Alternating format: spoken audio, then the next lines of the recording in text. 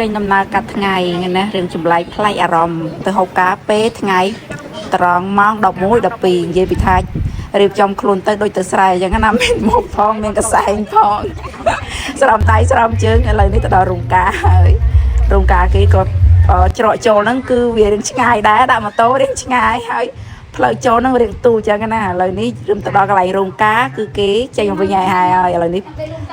ចាប់ផ្ដើមជួបជុំបងប្អូនណាសាច់ញាតិឥឡូវនេះឲ្យមើលកូនកន្លោះកូនកំមុំតិចសិនអូយស្អាតសមគ្នាមែនតើរៀងច្បាយ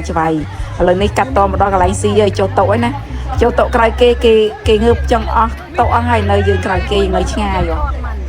នេះមីបាខាងប្រុសខាងស្រីអូស្អាតហ្នឹងឯណាបន្ទាប់មកក៏ជួបបងស្រីខ្ញុំគាត់កំពុងតែរៀងចូលតិចអញ្ចឹងណារៀងផ្អែមមើលឥ